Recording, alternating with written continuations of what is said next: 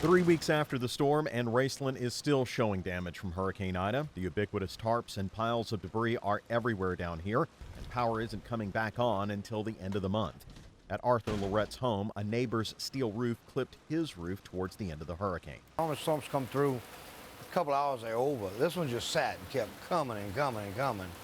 And we actually never really got into the eye. We pretty much stayed right on that eye wall the whole time.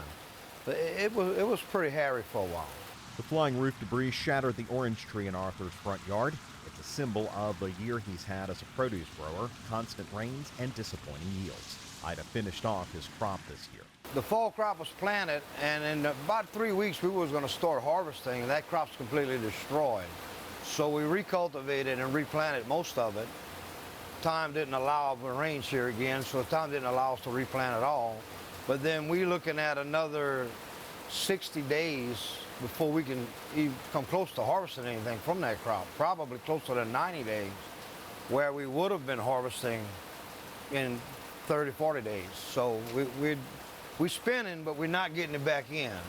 And Ida's not done doing damage for him. Normally in the spring, he sells plants for gardens in his local community. Since the storm balled up his greenhouse and deposited it in between the barn and the shed, those plants won't be around this spring for sale. Well, right now we're struggling because we're spending because of the storm.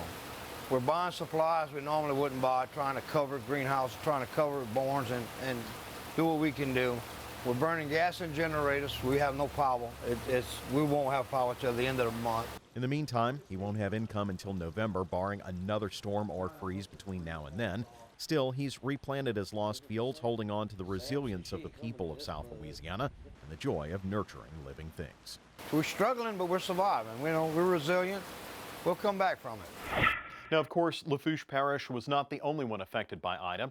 Anthony Liuzza in Tangipahoa Parish says while the storm destroyed many of the crops in his fields, he was already hurting because of the low prices for produce. Liuzza says cheaper tomatoes, peppers, and eggplants from Mexico undercut retail markets he worked hard to establish.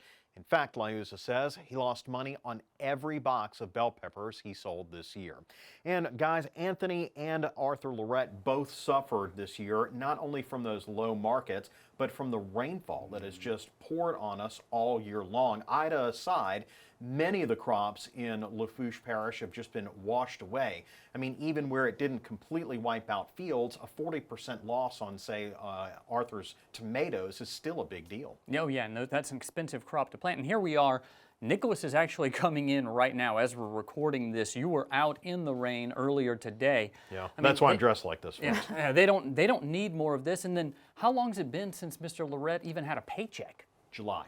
Wow. Jeez. He's not had a single source of income come in from July.